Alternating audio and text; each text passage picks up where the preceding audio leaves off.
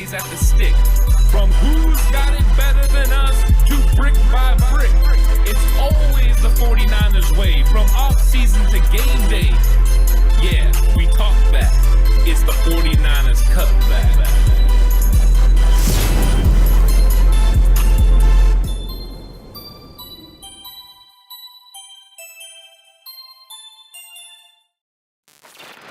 It's 49ers Cutback Podcast time. Welcome to the show. Alex, this one's going to be fun because John Lynch spoke to the media. So now we get all the insight about Jimmy Garoppolo, the insight about D4, the insight about Alex Mack, and all the while the 49ers made a signing, bringing back another player, Ross Dwelley, tight end 3, coming back to San Francisco on a one-year deal. Yes, tight end 3 did come back to San Francisco on a one-year deal. And Niners are in I guess they feel like they're in a pretty good spot with the Ross Dwelley signing. Little surprising to me, to be honest, because I thought we were going to get an upgrade at the tight end room, and Ant feels like maybe potentially more of the same. But the Niners, look, they have to find a way to operate with the cap as it currently is. They're going to be paying him a fairly cheap contract. That's not going to end up being a whole heck of a lot of money. So it makes sense in that regard.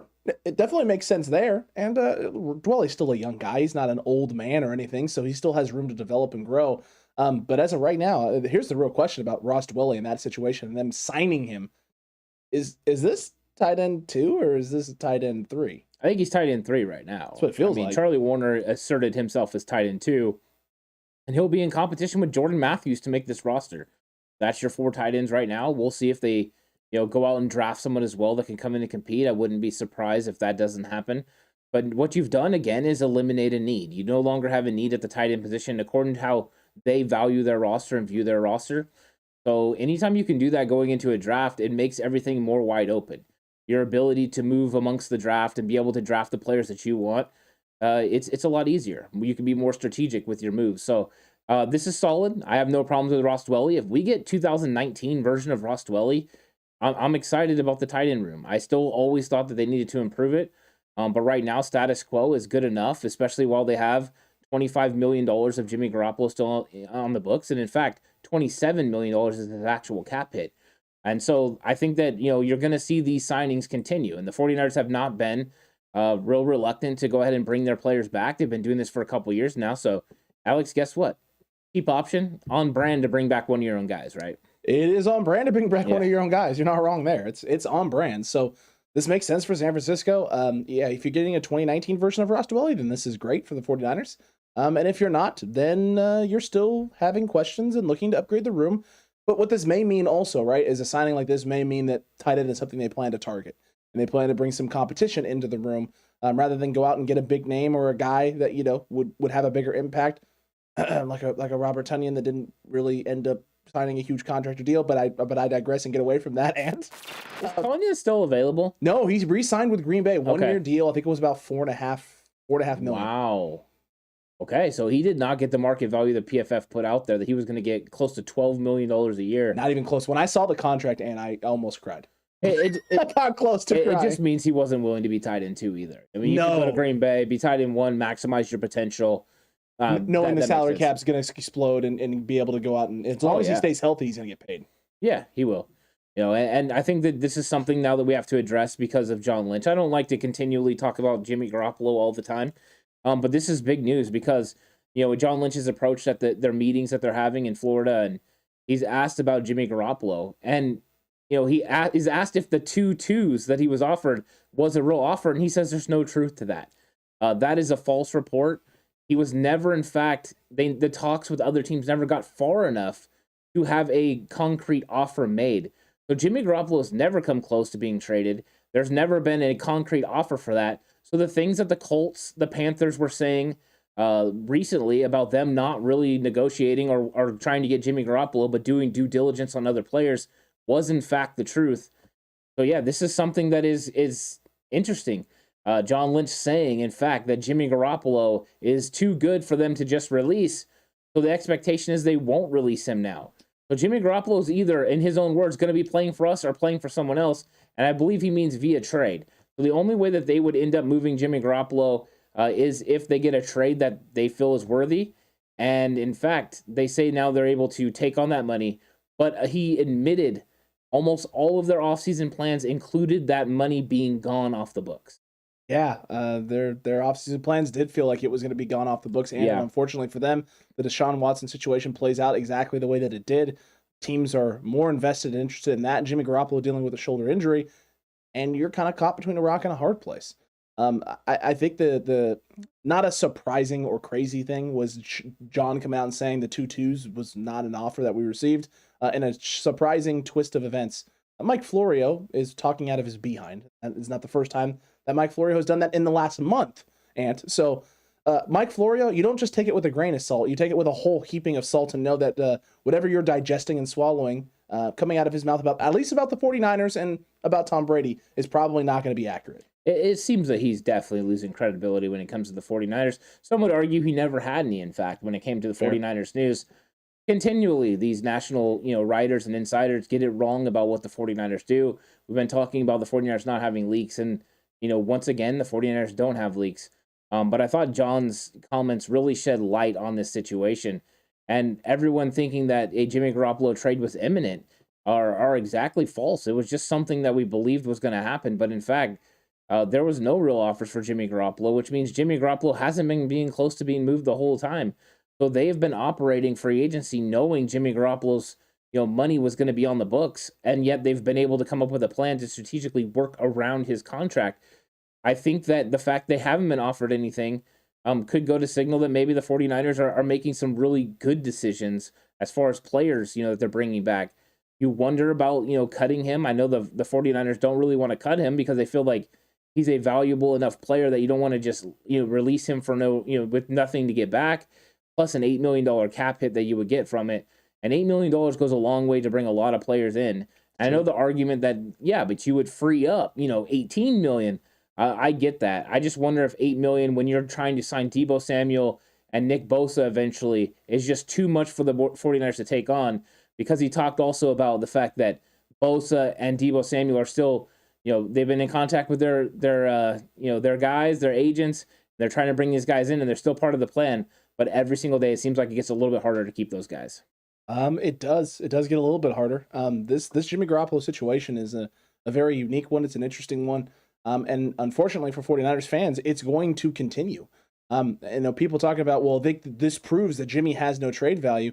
I think what it really proves is that as of this moment in time, with the injury up in the air, with the shoulder in its current state, and with teams wanting to see how healthy he is and when he can start throwing, that no team is willing to trade anywhere near what the 49ers asking price is.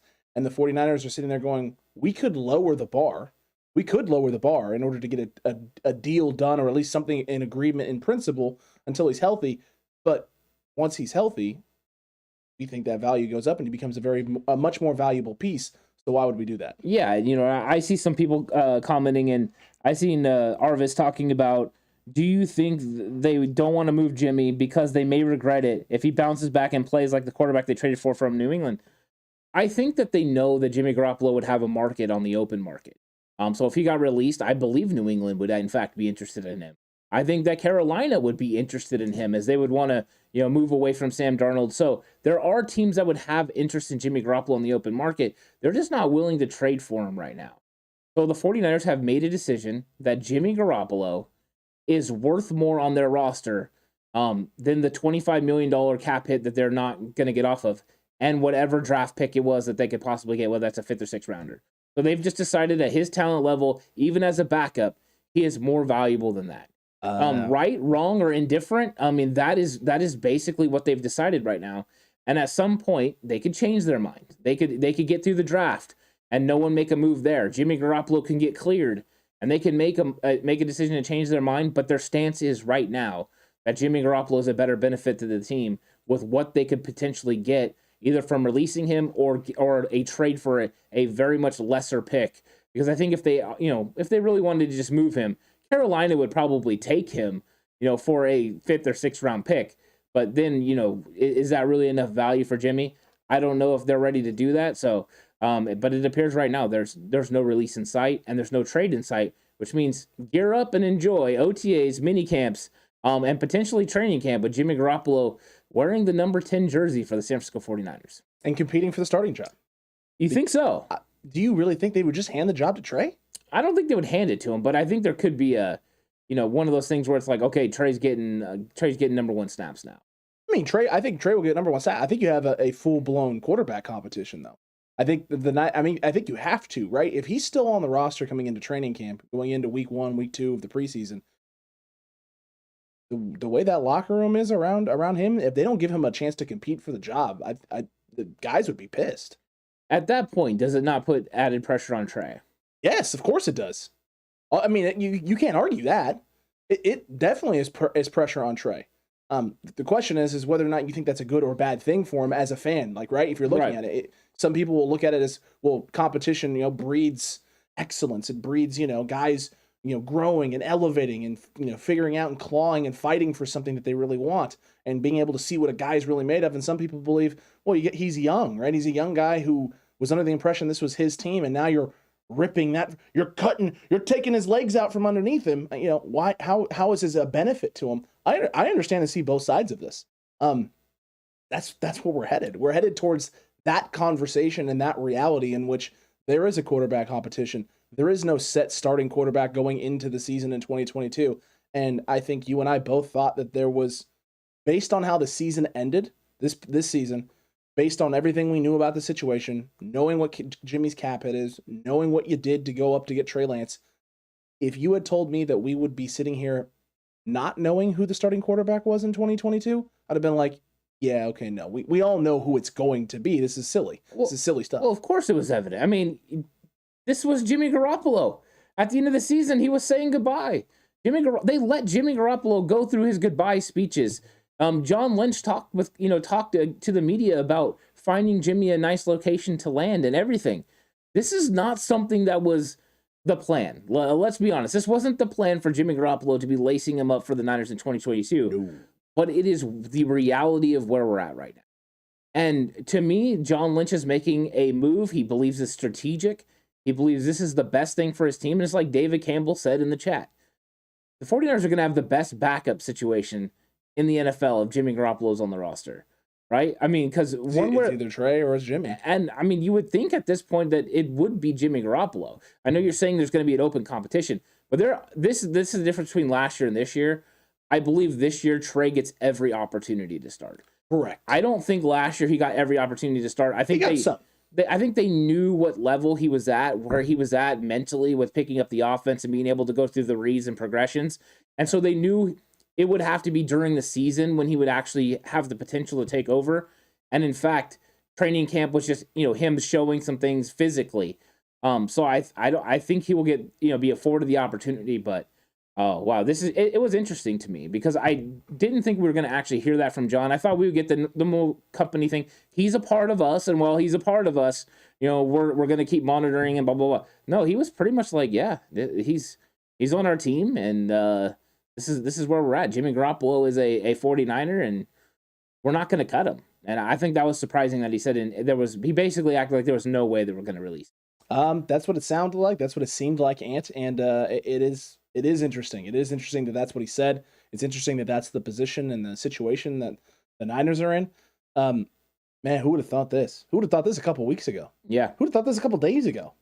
This would be where we're at this point in time, where you're going to have a quarterback continual controversy at this moment in space, and in a situation where it doesn't sound like or seem like or feel like the Niners in any way, shape, or form are going to cut him. And we've been telling the Cutback crew for a couple days now, last few streams that we've been doing, you got to brace yourself for that. Like, people were like, hey, well, you just cut Jimmy when he clears his physical. You don't worry about it. It is what it is. Niners don't want to do that. They have made that pretty clear. John has made it clear that this is not something that's an option. He's either on the roster or he's out via a trade. That's what you're doing. Well, it's also not smart to say that, right? That you could eventually trade him because then he loses. I mean, eventually cut him. That he would lose all trade value at that point because then a team could just sit there and wait it out. So you definitely want to act like there's no possibility you can cut him all the way through the draft because he's not going to be cleared until end of June, early July, anyways. So if he's not cleared to throw a football until then, there's no real reason to make any sort of decision. So brace yourself, lock in, strap in, because this is what we're going to get. We're going to get OTAs with Trey Lance taking every first team snap, OTAs through minicamp. And then when we get to training camp, if Jimmy Garoppolo is still on the roster, wow, it's going to be fireworks. You talk about an energy going into that training camp. It's going to be must-see TV. I mean, it's no one's it's gonna be must-be at also. Must be at, yeah. I mean, well, maybe we'll stream like we did last time. Who knows? They have to. But yeah, I think it's something that's interesting for sure. And John Lynch wasn't done though. He didn't end at just the Jimmy Garoppolo conversations because he also talked about Dee Ford. Yep. And the fact that Dee Ford's back has shown no improvement, and they have basically no hopes. They don't know what he's going to be.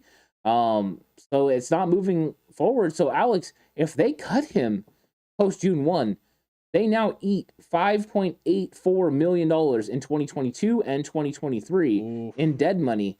It would save about a little over $3 million. I think it's close to $4 million in cap space over the next 2 years. But still, I mean, how bad is this? It's bad. Yeah. It's bad. Look, we've been hopeful. We've been trying to stay hopeful about this situation because, number one, Dee Ford hasn't come out and said he wants to retire or that he needs to retire.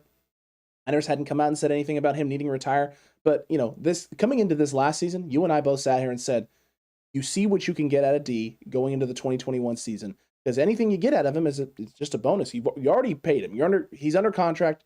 You're going to eat a bunch of dead money as it is anyway. He's already done a couple restructures. You try and get what you can get out of him, and you go from there and you address it. Decent start to the year, played in 6 games, had 3 sacks, was definitely, trending in a better direction. And it's like, okay, cool. Then everything flares up and we don't see him again for the rest of the year. You're hopeful he can come back. And then going into this offseason, you and I were both kind of like, well, they're obviously the logical thing to do is to restructure, unless he's going to retire. If he decides to retire, then your Niners are in a good boat.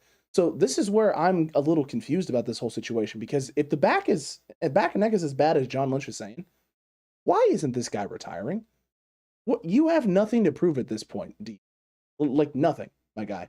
You have nothing to prove. You were a guy who was one of the best at your position when you did it. You have an injury right now that prevents you from being that. Why risk it? Why risk the rest of your life, the ability to live a healthy life and the life, that's worth living in terms of high quality standard? Why risk that anymore? The Niners are going to pay you what they're going to pay you. You can walk away from this right now. I just don't understand why he wouldn't retire. Because he's not ready to walk away. He has a passion for football. That's crazy. You think so? I mean, it's crazy in the sense of I can't wrap my head around it. Ronnie Lott cut part of his finger off. No, but see, I understand Ronnie Lott cutting part of his finger off. We're talking about a neck or back, something that could prevent him from walking ever again. Yeah. And you know what he does? He loves football. He does. There's lots of guys that go. He does. How many of these guys have went and had neck fusion surgery and spinal fusion surgery and come back and play because they love football and they're dealing with all kinds of numbness in their fingers and everything?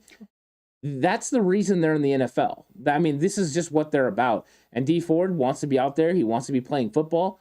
And so he's going to push it, and he's pushing it to the limit. And, John Lynch is basically coming out there and saying this isn't going to happen. And we'll see if Dee Ford makes it happen now.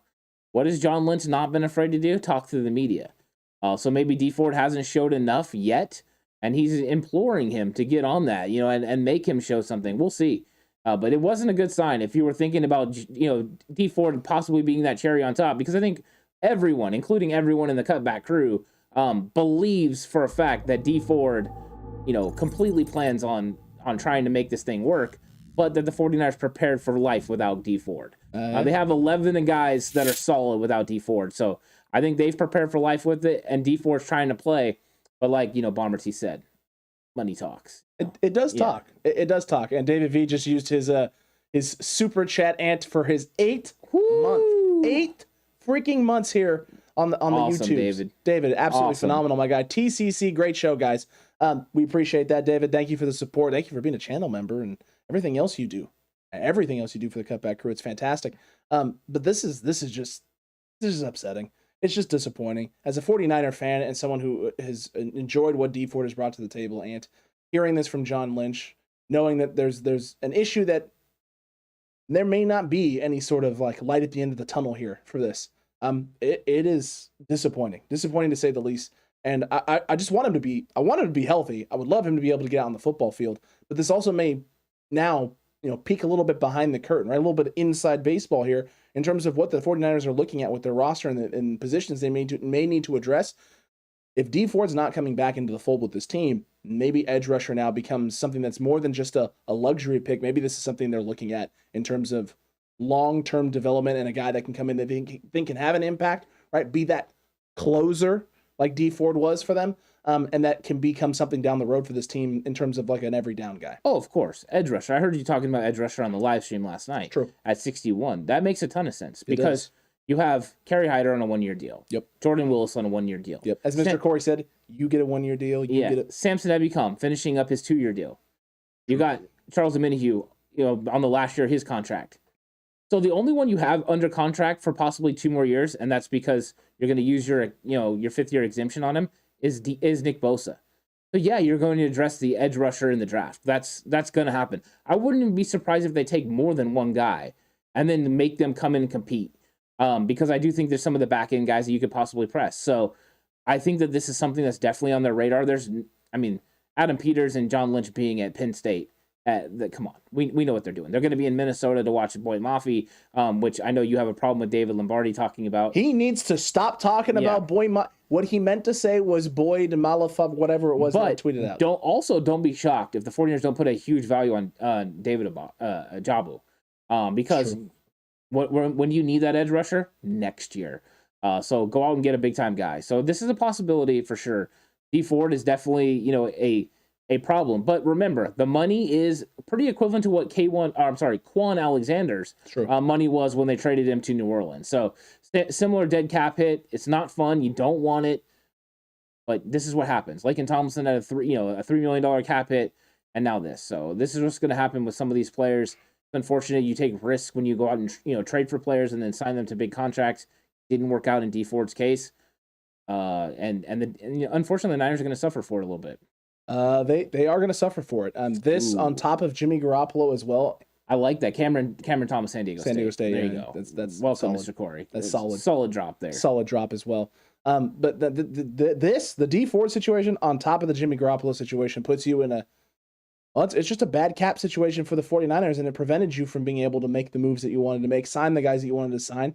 But I will tip my hat to the organization, and like you mentioned earlier, you got to give credit to the front office, and they are adapting on the fly pretty well. They've re-signed a lot of guys and built this roster maybe a different way than they'd like to or were originally anticipating they could. But this is not necessarily a bad shift, and it's actually a better course correction than we saw last year in the draft when some things didn't fall the way that they did, and they ended up taking some guys that were kind of scratching our head going, wait, huh? These guys? This is who you want? You want Aaron Banks and Trace? That's where Ambry Thomas? Or these are the guys we're going after right now? That's who we're targeting? They've definitely adjusted better now than they did last year when, I wouldn't say similar adversity, but, same type, right? You have an idea in mind of how you're going to build out your roster. You have your guys that you're targeting, and then you're not able to get them for a variety of reasons. Someone else takes them, or in this case, you can't move off of some guys, and you don't have a guy like D Ford potentially being back in the fold. So the Niners have adapted very nicely. I will give them credit for that. Yeah, one of the things that is interesting too is they did a huge course correction and maybe overcorrection in the draft last year where they went with players that didn't have injury history. So they had been burned with it before. They've been burned with it in free agency. So they've completely course corrected, and they're not signing players with injury history. Could this be something they continue in the draft, or are they going to find a more happy medium? I'm hoping they find more of a happy medium, take some chances on a couple of guys, but keep it similar to what they did before. Because I think they did miss out on a few talented players because they drafted a player that maybe had stayed healthy that's not as talented. We'll see how that ultimately ends up. Very, very, very true. JL is saying D'Angelo Malone, Western Kentucky. He's going to be later, though. You'd have to go get him later. You would not go get him second, third round. No, there's edge rushers that are going to be way late. And there are some guys way late that have some talent and definitely some development pieces. But if you're the Niners, I think you want to try and draft yourself a guy who could close. And you and I both have, I think, 2 or 3 guys in mind that at that 61 spot would make sense for the San Francisco 49ers and would definitely be guys this year who could come in and be closing options for the 49ers. The question will just be, number one, are they available at that spot at 61, right? Are they there? Yeah. And then number 2, is that what the Niners decide is the best available option for them at 61? Or is there someone else or another position that they're looking at if a guy slides or falls down there that they're like, I'd rather do this instead? Yeah, 61 is an interesting number because it's just outside the top 50. Your chances of getting one of those impact players is definitely not as good as it would have been. So last year, the 49ers were sitting at 43, so they were in the mix for everyone that was right there. It's a little bit different this year, and I'm concerned about the right player falling to 61. I think somebody will. I just wonder if it's going to be one of those edge rushers. I wonder if one of those edge rushers are going to be there, or if they're going to have to take a different position, maybe an interior offensive lineman or a wide receiver, and then address the edge rusher, in the third round. Because right now it doesn't appear that one of those edge rushers is going to make there. Now, I'm hoping one of them is going to slide, because if they do, 49ers have a lot of good options. And yeah, there's some guys that are absolute closers that they could slide right in, and they would be very good, playing opposite of Nick Bosa. Very true. Lou asked a little bit earlier too, Ant. Lou says, I'm late. Sorry if covered. Team and Lynch not lifting up Trey in favor of trying to salvage Jimmy G is sad. Is a sad commentary of what this saga has become. I'm sad. Lou is sad. I think some people are upset with the handling of the way that Jimmy Garoppolo is still around, because it's like to some it feels like a dark shadow in the room. You know what I mean? Because definitely a shadow. It's like we talked about. It's like the elephant in the room, right? Jimmy Garoppolo is still there, and after having said goodbye. Yeah, and I think Trey is hoping that the team is going to be his team, and I think the 49ers were hoping to make that signal. That's why they signed Nate Sudfeld the $2 million guaranteed contract, but. Everything else playing into it makes it seem like Trey Lance is going to have to go in there with Jimmy Garoppolo, in the room with him. And whether they're in an open competition or not, Kyle Shanahan likes to breed competition, so he might actually, allow this to happen. You wonder how that's going to affect Trey Lance. I think Trey Lance is the kind of guy that's going to respond in a positive manner. He's going to go out there and work harder and do even better and prove that he's the starting quarterback. Like, that's what his mindset's going to be. Like, okay, Jimmy's going to be here. I'm not giving it. I'm not, just going to get it given to me. I'm going to go take it. And I think that could actually behoove him and be very good for him if that happens. But I don't question his mindset and his ability. I don't think or his work ethic. No, I don't think he's going to be shook by Jimmy Garoppolo. I think more so it's us on the outside that look at it and are like, okay, we could have had a more clear path for Trey Lance. True. And WTM asked, what are the odds Jimmy is the starter week 1? My personal opinion is just because it's Jimmy Garoppolo and Trey Lance, it feels like it would be 50-50. But I think the reality is that the Trey's upside and the snaps he's going to be getting in OTAs and minicamp are going to go a long way to not only just helping him demonstrate what he knows and how comfortable he is with the system, but letting him get that familiarity and that comfort level with the starting offense that could pay huge dividends for him, a guy like him who has all the upside and potential in the world to be far, far superior than anything Jimmy Garoppolo could be because of the athleticism, the big arm, and then his intelligence level, how he sees the game, how he understands the game and processes the game. If all of those things click right now, then this ends up being an 80-20 scenario. And the 20% chance of Jimmy starting is, like David Campbell said, if something were to happen to Trey and he got injured in training camp. Yeah, and what's nice about this situation... Is that just sliding scale, by the way? I hate to say it because I don't really like to talk about an injury being a nice situation. But it does allow Trey Lance, mini camps and OTAs, to be the guy. He's going to be the number one guy. He's going to be in this, in the huddle. He's going to be the one that's taking charge of the offense. Those are going to be good things. I know he did it during the year, when he started football games, but that was Jimmy Garoppolo's team, and Trey was a placeholder. This time he can walk in and be like, no, this is my football team. So he can assert some leadership there, and I think everyone's going to be drawn to him. I think he does have a magnetic personality. So I'm curious how, that all goes, and I think that's going to be something exciting to watch. So I think that is one of the good things about Jimmy Garoppolo not being there for OTAs and minicamp is the fact that Trey Lance will be able to kind of develop his leadership qualities and leadership ability, which I believe he has. He just hasn't been able to fully display them yet. No, he really hasn't had a chance to display those yet. And look, at the end of the day, this is an opportunity where you have the luxury with Jimmy Garoppolo being out, that Trey Lance gets an opportunity to not only develop those things, but highlight those things and showcase those things. And that can go a long way to not just winning the team over, but helping him get to a point where, someone had asked last night while I was streaming, can Trey elevate the team? Well, you can definitely elevate the team, and if the team believes in you.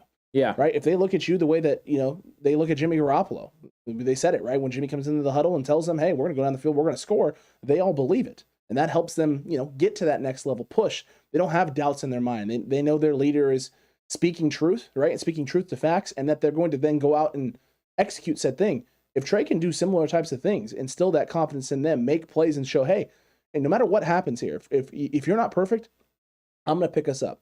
I'll extend, I'll create. I'm going to put the ball in space for my playmakers to go make plays, and then they're able to go out and execute and do that. Then when Trey comes to the huddle and say, guys, we got this. We know what we are. We're going to go show this right now. We're going to go prove it. OTAs and training camp give him an opportunity to really instill that in the group.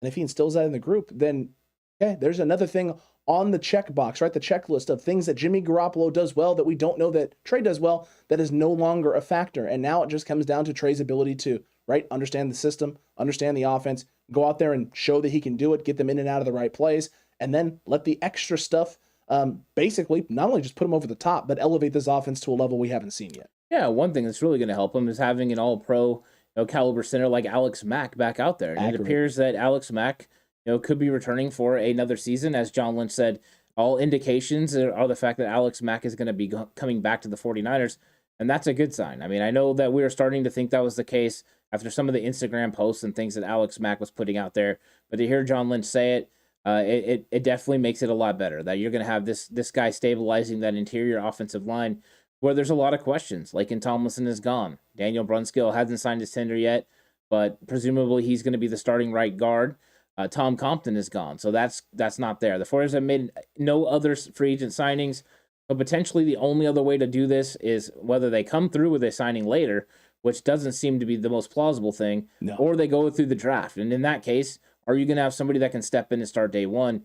You would think it's gonna fall on Aaron Banks. So Aaron Banks, Jalen Moore, they can learn a lot from Alex Mack. So Alex Mack being there is huge, and I think that's also huge for Trey Lance, as Alex Mack can help him, know what to do as far as blocking assignments. Yeah, and I'm seeing a lot of people here in chat. And Ben V had mentioned earlier he wouldn't mind Jimmy Garoppolo being the backup at $12 million a year, which I don't know how you get that number to that point. You can't restructure his deal. You'd have to extend his deal, and then if you wanted to lower his number, you need to void years out and push dead money down into the future, which if you're cutting D Ford as well, you've now got more dead money on top of Eric Armstead and George Kittle with dead money. You don't want to get to a point where you start having to do that if you're San Francisco, which means the likelihood is you're just going to eat the $25 million now because you've already kind of structured it around the way that you have, right? The $27 million that his contract is, you kind of just in that boat. You're just sitting in that boat with that money with Jimmy. Yeah, and Lou says it would be insane to keep Jimmy on this team and take a $25 million cap hit. I totally disagree with you guys on this. We already know what Jimmy is. Nothing has changed.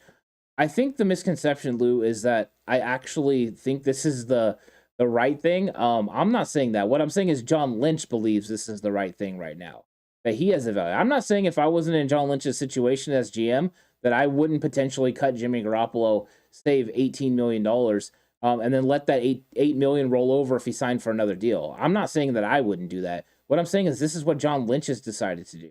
And they feel that the value that they've put on Jimmy Garoppolo and his value to this football team outweighs the potential of cutting him, losing $8 million. So they're saying that they're going to roll with this. And that's the thing, is that's what the team has decided. That's what they believe. And that's what we're talking about, and I get it, because I have similar beliefs. I look at all that $18 million and the things that you could do with that $18 million, and there's players you could bring in. There's, of course, Deebo Samuel's contract. You'd be pretty close to having enough money for that already. So, yeah, it's something that's going to definitely strain them. And I think you could see the strain in his face a little bit as John Lynch is talking to how they're going to make this money work. We'll see how good Parag really is, because they're about to have to build a championship roster potentially around, a salary cap that includes a $25 million backup. Could they restructure him? Yeah. Could they extend him? Yeah. The problem is Jimmy Garoppolo going to go for that? Because why would he? He has to accept Why wouldn't Jimmy Garoppolo just sit there and be like, no, you're going to pay me $25 million, and I'm going to, or $27 million, so I'm going to sit here on the bench. You guys did this to, Jimmy's got to be sitting there going, you guys did this to yourself, right? You did this to yourself. You knew I had some injury stuff. You knew there was concerns. You knew there'd be issues. You knew there was a possibility of surgery. You knew all those things. Yeah. And here you are trying to deal me. No one wants to take the money. No one wants to take the deal. You're the ones who decided to trade all that capital to go up and get Trey Lance, even though I got you to another NFC Championship game. If Jimmy wants to be petty, Jimmy can be petty all he wants. But it wouldn't be. Is it really being petty? No, it's you got offered and signed a contract what someone was willing to pay you. And if the Niners hadn't paid him that, someone else was going to. Yes. Someone else was going to give him $100 million over 5 or 6 years. That was going to happen. It was either going to be San Francisco or it was going to be someone else. Yep. So Jimmy is not going to just say, yeah, you can have some of that money back, or we can push some of that money down the road so that you guys have a little bit more money to build a roster around potentially not me.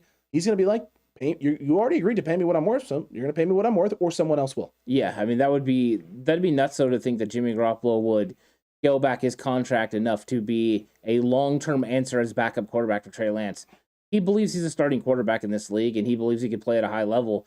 and he's been paid as such. $25 million or $27 million, I believe, is what it actually is what he deserves to get paid, because that's what they signed him to. And I will never tell one of these players that they need to take a pay cut. This is what they earned. This is what they're about. So it's a business. And in the same way that teams cut players all the time, don't think twice about it, players should think about their money as well. So Jimmy Garoppolo, there's no guarantee that he's going to make another $25 million or $27 million in his lifetime. So you go out there and you make sure that you get your money. And now the 49ers have to figure out what to do with it. Because just like David Campbell said, if no one is willing to take Jimmy Garoppolo and trade, what else do? You sit back. I mean, yeah, you could cut him, lose the money, but you just sit back and wait for him to get healthy. In that case, you would get the full $25 million back. So it's a waiting game. But it all depends. I mean, the 49ers could turn around after he gets healthy and take that $25 million and roll it into next season. And then, that money would be available for free agents, for possibly re-signing Deebo Samuel and Nick Bosa. So the 49ers might value the money that much in that way. They could. Yeah. They very well could. And there was a question here. I'm trying to find where it was exactly. And Brad Jones says, if they cut Jimmy, do they get a comp pick in next year's draft? No, they don't. So if Jimmy Garoppolo is on the 49ers roster and he leaves next year, they'll get a third-round comp pick for him. So right now, that is probably more value than what they're going to get. The problem is you also don't get that $25 million back. You have to decide, is a third-round comp pick worth $25 million? If they wait for him to get healthy and they cut him, you're going to save that $25 million. That'll give you all the operating money you need for during the season, because you always need about $5 to $7 million to make signings, somewhere in there, move people around on the practice squad and that sort of thing. So they would have that, but then they would have the extra $20 million that they could roll into Deebo Samuel or Nick Bosa's new deal. So that might be what they're looking at. So this might be one of those things where they're looking down the line a little bit, how to use that money. And actually, they had no plans to use that money this year. That could be the case. Could be. Yeah. Crazy to think that might be the case, Ant, but it is true. Yeah. The budgeting of pro football team and contracts become more difficult, or is looking like it's more difficult than it looks. That's why deals aren't done at a Buffalo Wild Wings, says Arvis. Yeah, that's the truth. That's not inaccurate, my guy. Yeah, plus, I mean, how can you make deals when you're eating wings? No. It's bone in or boneless? Depends. I'll go boneless. So let me just put it in my mouth and not worry about anything. You else. like nuggets? I mean, nuggets are okay. That's what they say with boneless wings are just. They're definitely not just nuggets. They taste different, don't they? They're not even close to nuggets. Okay. Nuggets are different. Nuggets are definitely different. But listen, that you can't. I'm not gonna go wrong with a good bone wing, like a bone in. It's fantastic. There you go. I just like it. Let's not talk about food. It's gonna get me all hungry and all that other stuff. Donald Johnson said, Brad Jones, who cares about a third-round pick? The cap money is more important, and also to say what the identity of this team is. So, Donald, I get that. I definitely get that, right? Keeping Jimmy Garoppolo around, and he mentioned this earlier, it may signal to the team that this is still Jimmy's team and cause conflict in that regard, in that sense. I understand that feeling. The difference is I think this team believes in Kyle Shanahan and John Lynch, and as long as they go to them and are honest, right, about what's going on, what the decision is, how they're going to go about handling this, the team is going to be behind it. The thing is that a lot of players might actually have more respect for Kyle Shanahan and John Lynch if they bring Jimmy Garoppolo back, let this be an open competition, and then Trey Lance wins the job. That might actually not only put John Lynch and Kyle Shanahan in a better light in the locker room, which I believe they're already in a good one, but also it'll put Trey Lance in a good light, because they're like, wow, Trey beat out Jimmy Garoppolo. Trey's the best version of quarterback that we need. Trey right now. is the best option. There is no question about whether or not Trey is the right guy or not. He beat him, and everyone saw it clear as day. This is why I'm saying, like, if I'm Trey Lance and this is carrying out through training camp, I'm not fazed by this. I'm not worried about this. I'm sitting there going, good. He stays, even better. When I win this job, there are no questions. There are no what ifs. There are no would he have really been any. I've solidified it, right? I've not only run the gauntlet and dealt with all the craziness, I've now proved it. Yeah, I mean, would the 49ers wait this out all the way to the trade deadline? They could. I mean, they could. That's where we're at, though, now. My personal belief is, because I don't think they're planning on using all of his money. I just think they thought about using some of his money. I think that if they get through training camp, that before they get to the final 53, they should cut him and recoup that money. I think if they don't have a trade by then, you go ahead and release him and move on. I don't know if that's what they're going to do. I'm saying that's my opinion, by the way. I don't even know if that's what John Lynch and them are going to do. I have no idea at this point. I'm just saying that I think that money being valued into the next year is important because the salary cap is supposed to explode, but you also have Nick Bosa and Deebo Samuel to bring back. And they're pillars of what you're trying to build in San Francisco. And if they're pillars, you got to find a way to pay You do, them. and $25 million is what you're going to need to sign Deebo Samuel. So that money's very valuable at that point. Your ultimate hope is that you get into the draft day and somebody doesn't get the quarterback they want, and then you flip Jimmy Garoppolo, to them for some picks. I think that's the perfect scenario, but we'll see what happens. We're a little over a month away from the draft. True. James Hall said Jimmy being on the roster is a fail by the front office, but at this point, only release if they suddenly find a free agent they like, which is unlikely this late into free agency. I think there's free agents they like right now. I still think there's guys out there in free agency that they would love to sign. I think as of right now, though, with Jimmy Garoppolo in his current state with the injury and everything else, they're just not going to do this. John Lynch has made it very apparent and clear that they value Jimmy Garoppolo. They value what he could potentially bring to a team and that he is going to start somewhere if they release him. So if he's going to start somewhere, if they would release him, then you just hold on to him until a team's either willing to trade for him or potentially ride out the season. I mean, that's what they're making it sound like. But then again, what else is John Lynch supposed to say?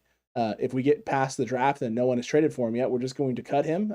He's not going to say that. And then teams know that, okay, you just bleed these guys dry until after the draft and then they'll release. Yeah, there's a few moves they could still make that, potentially won't add any dead money because you could extend, Jimmy Ward. You could extend Samson Ebukam, extend Emmanuel Mosley. Those would free up some cap space to be able to go get one of these veterans if you really want one of them. But I think they're also waiting for these veterans' price tag to come down. There was the reports that were coming out over the weekend that Tyrann Mathieu and Julio Jones were waiting until they got their value. And until they get their value, they're not going to sign anywhere, which means they're still trying to get top money. They're not 49ers people right now. They have to come down on their amounts before they get anywhere mentioned near this team because John Lynch is not paying top end for a safety, paying top end for Julio Jones. They weren't willing to pay $15 million for Julio Jones in the draft picks last year. So their numbers are going to have to come way down. And until they do, the Niners are not real players for them. So I think I'm just waiting. I'm waiting for the 49ers to sit there and find one of these players that is willing to come down. And when they do, is that potentially when they go make a Jimmy Ward extension or a Samson Ebukam extension and bring in one of these veteran players? Possible, and it is possible. Yeah. Sir Juju had asked, too, in what way will this benefit the 49ers if Jimmy stays, and not only stays, but beats Trey out of the starting quarterback position? Listen, in terms of benefiting the 49ers, if you actually go through a whole OTA, minicamp, training camp, things of that nature, and Jimmy Garoppolo comes into training camp after not done anything in OTAs and minicamp and beats out Trey Lance, in a world where that happens, as a 49ers fan, I'm still personally not worried about Trey Lance because I've said this, and I will say it till I'm blue in the face. I personally thought he needed 2 years to develop before I'd see the best version of Trey Lance, or at least the version of Trey Lance that I was sitting there going, hey, that guy can win us a Super Bowl, like right now. That being said, I think what it truly means is that Jimmy is your best option right now at the quarterback position, and that's going to make people feel whatever way you want. But if that's what ends up happening, then it currently is at the moment the best situation for the 49ers? You don't want Jimmy Garoppolo to be the better option at quarterback. You don't want it, no. Camp. No. I think that if Jimmy Garoppolo was the best option, that's what they would roll with. But when it comes down to it, it's time you want a better option at quarterback because you weren't able to win in the big time game. So I think that right now that I don't think that's even a possibility that Jimmy Garoppolo is going to go into training camp and beat Trey Lance out. I guess I could fathom a world where that happens. I just believe that Trey's going to make such a huge improvement in what we saw last year that he's just going to continue to, excel and take over. But Jimmy Garoppolo being around does open that possibility and open that door. So it's going to be something to monitor for sure as we move closer and closer. The one thing we do have with Jimmy Garoppolo being around, and this is something that I hope never happens, but if something was to happen to Trey Lance during the offseason and he was to get hurt of some sort, an ACL or something of that nature working out, then potentially at least you have Jimmy Garoppolo to fall back on. That's the only thing that I can see that is really, I'm thankful for having Jimmy around for, because if something was to happen, at least you have Jimmy Garoppolo to turn to. So, other than that, I can't really find like a good reason why the 49ers wouldn't move off the $25 million. But I mean, so far they haven't, and they feel this is the best way to go. So this is their team and their decisions. I just talk about it. That's all you can do. You have no control over it, right? It's crazy. It is crazy. It's crazy that we don't have a say in any of this, Ant. But that's where we're at. That's what this is. It's a discussion. It's a conversation. It's for some of you, the Cutback Room. Later, David. Have a good one. Later, my guy. But for some of you, this is all about, at this moment in time, venting frustration, venting confusion, not understanding why we're in this boat. How did we get here? Why didn't they make this trade earlier? Just get rid of Jimmy a little bit earlier. Get rid of him a year early, and we save ourselves all of this hassle. Look, I think at the end of the day, you did what was best for your team short term, hoping that it would pay off for you long term. So far, it hasn't necessarily paid off for you long term in the sense of moving off of the money, freeing up that cap space, and being able to build a better roster around Trey Lance, or a deeper roster, a roster with some bigger names as well, so Trey has less to do. And so now you're in a boat where it's like, okay, well, if that's not the case, if we can't necessarily do that right now, then we hold on to this and we hedge our bets, right? You hedge your bet against something happening to Trey. You hedge your bet that something doesn't happen for another team, pre-draft, post-draft, coming into OTA's training camp, things of that nature. Because if a quarterback goes down somewhere, Jimmy Garoppolo immediately becomes an option. Yeah. Or if a quarterback comes in for another team that's a young guy that one of these teams is banking on being an option, you start getting into training camp and preseason games, and they're sitting there going, oh, good God almighty, this is not going to work. Jimmy Garoppolo becomes an option. And there's still teams like the Panthers who maybe are just sitting out strong, hoping that Jimmy gets cut and they can just try and swoop him up that way. Or a team like the Patriots that's saying, hey, we can upgrade the position without having to give any capital back up after having dealt him away. They're all just waiting to see if the Niners are going to flinch. And right now, the Niners aren't flinching. No, and I mean, a lot of these teams could be waiting to see if they're going to get one of the quarterbacks they want in the draft. Maybe there's a quarterback that they're targeting, hoping somebody's going to be there. And when they don't, could potentially they turn around and trade then. So I think the trade is another location where we can watch and see potentially if Jimmy Garoppolo gets moved. We'll see if that happens. But I think the chatter over the next few weeks is going to get quiet. Well, to a point. Around the NFL, it'll get quiet. But in 49ers land, I don't think it's going to, because I think these revelations of Jimmy Garoppolo continuing to be on the roster possibly through the summer is going to, have people a little bit upset, and I get it for sure, because I do believe that, the 49ers are pressing pause on Trey Lance's rookie pay scale. By having Jimmy Garoppolo's contract, you're pushing pause on potentially using the full element of that rookie pay scale, which as well as I do. Alex, we've been talking about for a couple of years that my belief is the rookie pay scale is your best opportunity to win a Super Bowl in the league, the way that the salary cap functions now. So I think that maybe this is one of those things that it sucks, because it doesn't really actually start until 2023 if Jimmy Garoppolo's on the books. It doesn't. And that's another window, right? And another opportunity gone to build a talented roster, get these guys under contract, while Trey Lance is on a very team-friendly deal. And you only have, if it's just him and Sudfeld, it's $8 million.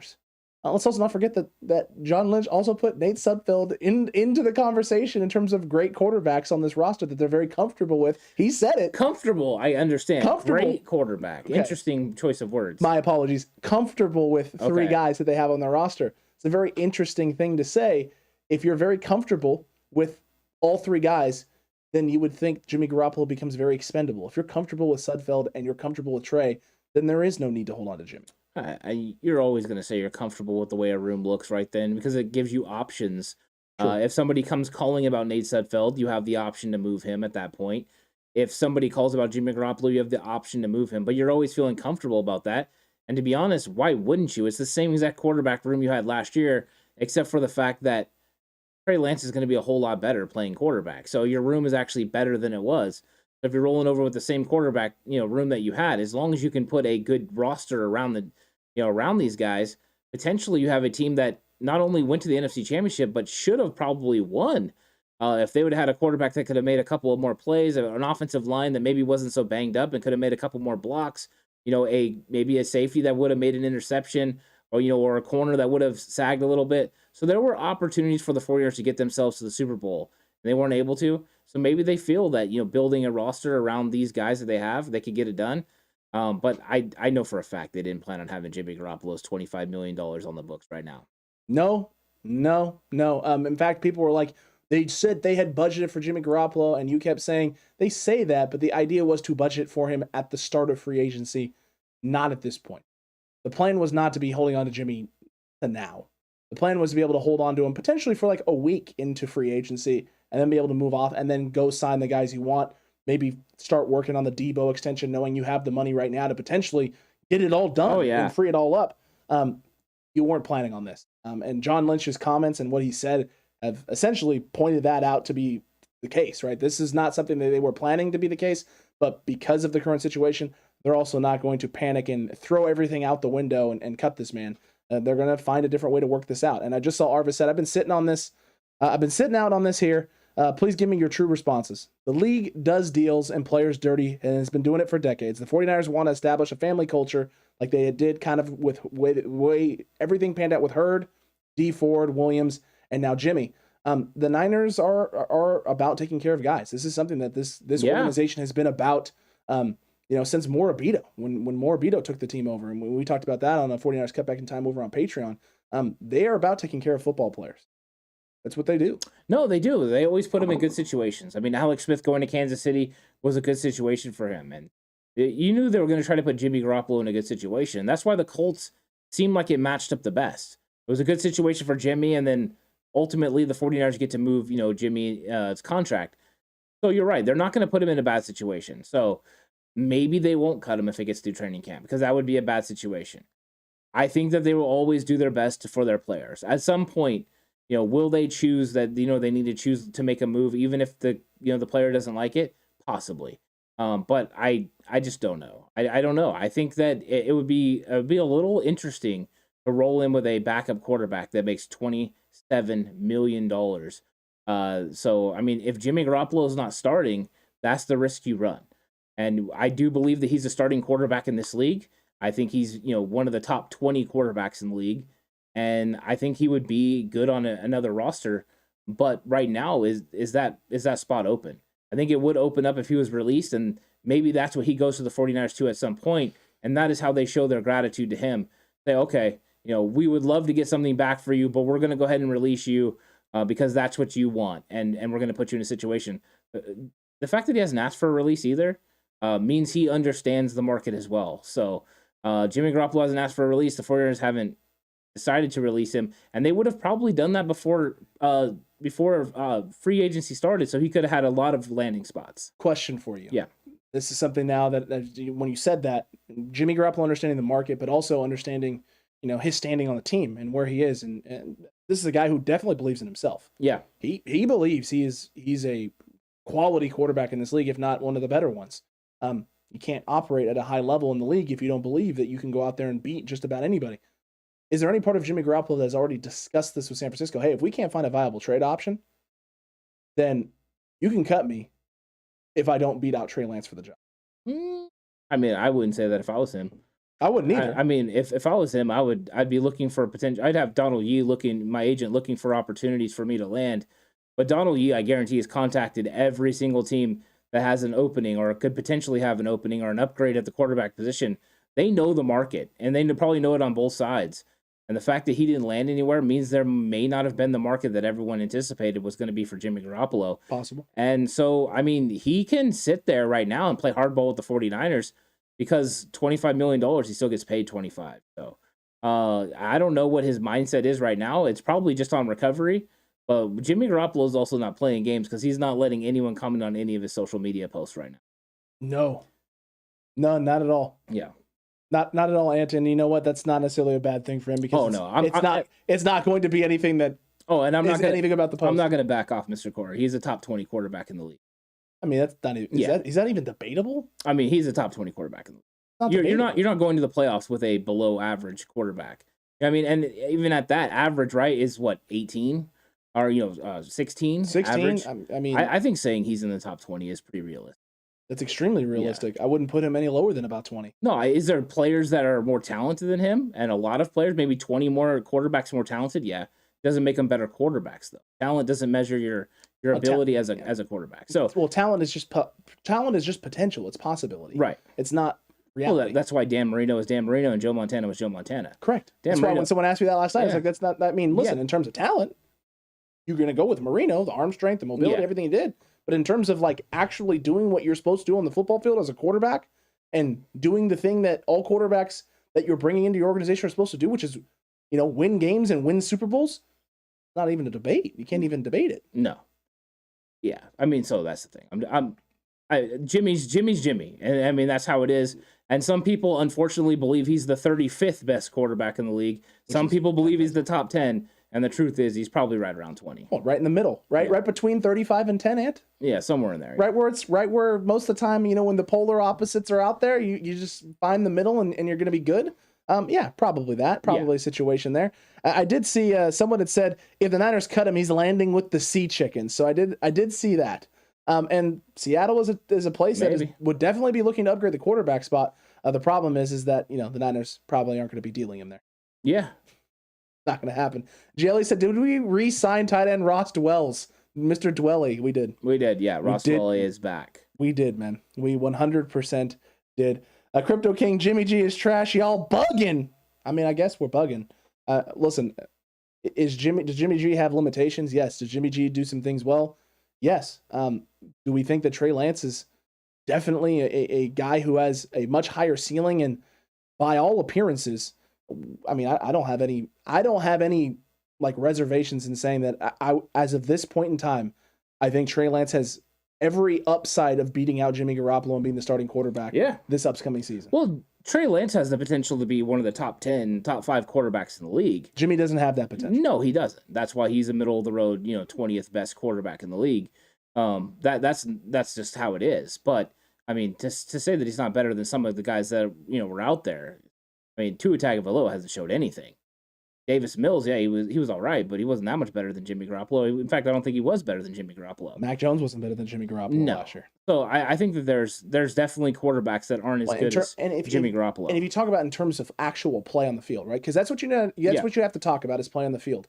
I mean, I think some of these people are like, well, Zach Wilson is better than Jimmy Garoppolo. Yeah, but he hasn't played like it yet. Trevor Lawrence is better than, but he hasn't played like it yet. These guys have to actually go out there and start doing those things, playing well, throwing for 4,000 yards, throwing a lot of touchdowns, limiting the number of interceptions, and then their team needs to start winning football games. Like, those things have to happen before you can put that guy in that category. Well, and Mr. Corey gave us a list, and he needs to add Daniel Jones to that list as well. That's another quarterback. He was better than Trevor Lawrence was last year, that's for sure. Yep. Trevor Lawrence was not very good. Now, does Trevor Lawrence have higher upside and potential than Jimmy Garoppolo? Yeah. Yes. Is he more talented than Jimmy Garoppolo? Yes. And 1,000%. And they will be better than Jimmy Garoppolo. That's not even the case. Just they weren't better than him last year. No. There's nothing wrong with saying that is not a crazy statement, folks. It's not a crazy statement.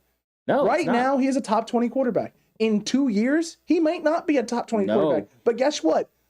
That's 2 years from now. We're talking about right now. Yeah. At this moment. I mean, and I'm one of those ones that thinks he's better than Baker Mayfield. So I would agree with you on that. I'd put Baker Mayfield in there too. Of course, there's tons of quarterbacks in this league that are better than Jimmy Garoppolo. That's not the case. In fact, I think there's potentially 19 better than Jimmy Garoppolo. It's just a statement.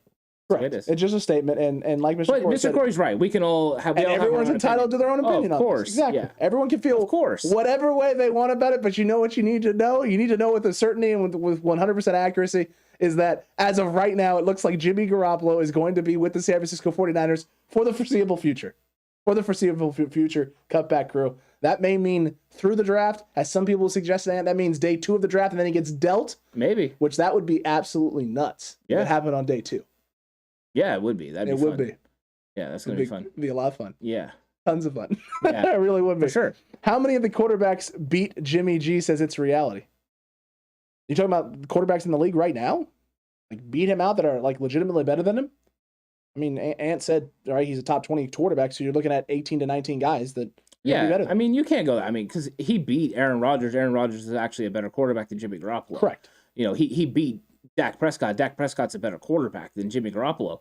They're more talented than him. That's not, and they're winning football games, the case. The stats back it. He does have some traits that are elite, like being a very good guy who on a quick release. He has a quick release. That's just the way it is. He throws into tight windows. That's something he does well. That's an elite trait. There are quarterbacks in this league that don't have any elite traits, like Baker Mayfield. He doesn't have a single elite trait, not one. No, literally not one. Yeah, and that's it. And you know what? I like Davis Mills, so I do believe Davis Mills is going to overtake Jimmy Garoppolo at some point. Because I liked him in the draft. I did like him in the draft. So I think there's potential there. But yeah, I mean, it's Jimmy. He's We know what he is. He's a middle of the road quarterback. Everyone's been saying that he's a middle of the road quarterback. Well, guess what? That's where 20 is, middle of the road. Right in the middle. Yeah. When you're in that 15 to 20 range, Ant, you're right in the middle. And someone had just dropped too. Renee just dropped. Jimmy G is the 18th best quarterback on NFL 2021 quarterback ranking. So there you go. I mean, that puts him right in that category that we think he is. I didn't think it was crazy to actually make that statement. I'm actually surprised so many people were, on that on that case. I wasn't saying he was top 10 for sure. I was saying he was 20. So I was saying that there's 12 quarterbacks, that aren't as good as him. You literally went right between the premier of the premier in the league and the bottom barrel garbage that is in the league at the quarterback position. And for some people, that's just too much. Just too much credit. Too much credit for Jimmy. That is how polarizing the quarterback position for San Francisco has become. No, I think so. And they're right. Everyone's entitled to their own opinion. Some people see Jimmy G as trash. Some people think that he was a pretty good quarterback. And I think everyone's entitled to their own opinion. I mean, people still have their own opinions about Jeff Garcia or Colin Kaepernick. It's true.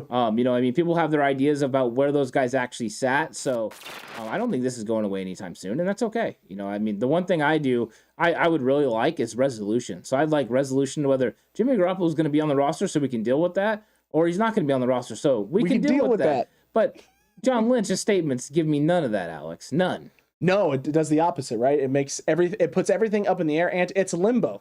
We're just stuck in limbo yet again with this situation. Yeah. Will he be around? Won't he be around? Now it's a very similar boat with D Ford. Will he be finding a way to get himself healthy and on the football field? Or as John Lynch stated, there's been no progress and he won't be around the football field. Yeah. And in that case, what will the 49ers freaking do if that is the case? The only thing that has come out of John Lynch's mouth, and that is, or not even necessarily John Lynch's mouth, the only thing that's happened today that has made me sure about something is the fact that I am now sure that Ross Dwelley is back in San Francisco on a 1-year deal. Yeah. Other than that, not sure about a lot of other stuff. No. That's literally it. Yeah. And Marvin Rhodes is right. Stats don't win a title. That is very Correct. true. Stats don't win a title. I don't remember who it was. I missed it on Adrian Gutierrez said 18th quarterback on a great team is not good. That's why they traded up for Trey Lance. They're trying to get an elite quarterback. Is Jimmy Garoppolo an elite quarterback? No. You know what? There's not in this league very many elite quarterbacks. Is there a reason why the word elite is not attached to every quarterback? Yeah, I mean, it is. It really is. Because you've seen quarterbacks come in the league. I mean, think about other starting quarterbacks this year. You're going to have Jameis Winston as a starting quarterback. You're going to have Marcus Mariota as a starting quarterback. There's going to be other ones as well, potentially Drew Lock as a starting quarterback. You know what I mean? I love Jameis, but he hasn't done enough in this league yet to be considered better than Jimmy Garoppolo. More talented, yes. Potential, but yeah, I mean, everything is there for Jameis. Yeah, and listen, I've heard people. He threw a lot of touchdowns. He did a lot of great stuff there with Tampa. He did. He also threw a lot of interceptions. And people who are frustrated about Jimmy Garoppolo, he's the first 30 for 30 quarterback in NFL history. Yeah, 30 touchdowns and 30 picks in a single season. That's nice touchdown. But the TD to the interception ratio was literally 1 for 1. I mean, darn near close to it. Yeah. So I mean, this is something where the Niners feel like they have a guy who's sitting it right in the middle of the pack and would start on most teams in the league. It's just a matter of another team wanting to pull the trigger on that. And right now, it feels like no team is willing to do that. No team wants to do that. And if you're the Niners, you're just going to stick this out and hope that someone changes their mind. Yeah. You would think Carolina would be one of those teams with Sam Darnold as a starting quarterback. Because even though I think Darnold's a talented player, he definitely has not shown that he can be a good quarterback in this league. No, he's still seeing ghosts. Yeah, poor guy. He went from 3-0 Panthers team and people being like, it was Adam Gase all along to, oh my God, no, it's just Sam Darnold. Mr. Corey, you guys are real. Oh man, I just missed it. Hold on. I'm gonna pull it up, Mr. Corey. Yeah. You guys are real men. Apparently, and he made Lombardi fight back tears for almost 10 minutes after he pinned his comment about him being just a company man.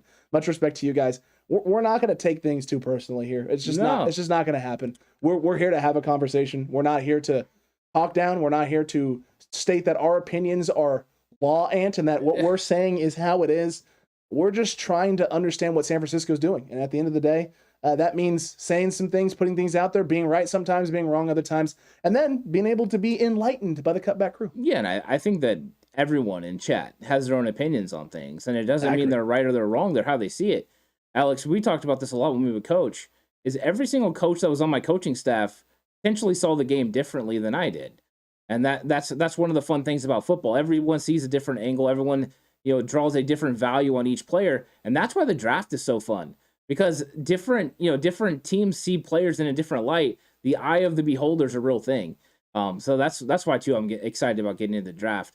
I would have loved to have done draft content today, but John Lynch just had to have his comments today, didn't he? He just had to say it, man. He had to say it and blow up all of our plans, because our plans were originally to bring you our very first draft breakdown live stream. And we were going to go live and talk about a specific position that you guys will be finding about tomorrow, barring John Lynch or someone in the 49ers organization doing something crazy. I don't think they're going to do anything crazy. You know, I think that they're just continuing to make these 90-man, potentially 53-man roster signings.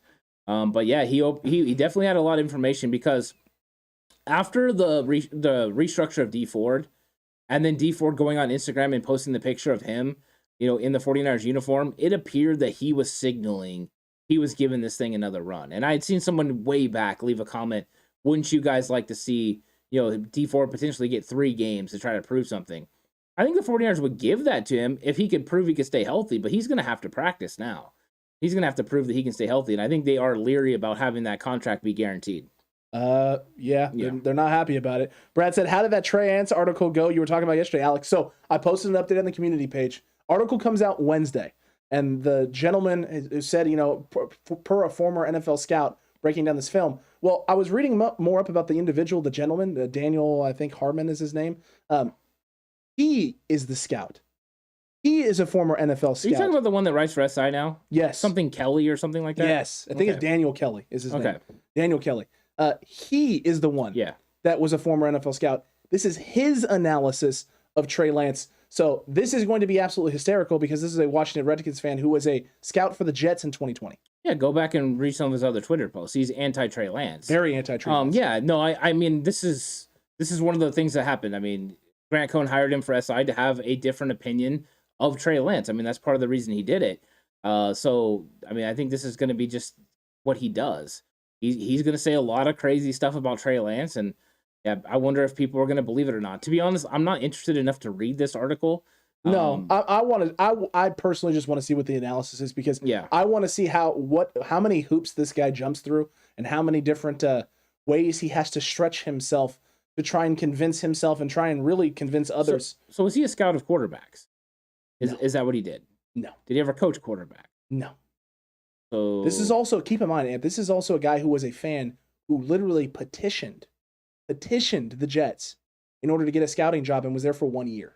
Okay. 1 year. I mean, he did it though, right? He did the job. He did do the job. Okay. Well, I mean, he's entitled to his opinion just as much as everybody else. True. But I'm really looking forward to. I only want to read it because I want to see how you can convince yourself that this is reality. Yeah. I want to see. It'll be interesting. I want to see how you can get yourself there, because then maybe I have a better understanding of why I may have doubts about Trey Lance, and not in terms of doubts about him being a good quarterback, but why, you know, I was so dead set on him being a guy who's going to take 2 years to develop rather than just one. A lot of people were like, "Hey, just one." I was like, I feel like he needs 2. Personally, that's how I felt. But you know, I'm hoping to be wrong. I want to be wrong. I want to be dead wrong. I want to be featured on Big Yikes. Remember when Alex said this? I want that, and I want that smoke, because there is nothing in this world I want more than Trey Lance to just implode the 49ers decision in terms of, you know, do we need to keep and hold on to Jimmy? Do we need to just look at Trey Lance just absolutely killing it in training camp and being like, we can move off of this guy, it's fine.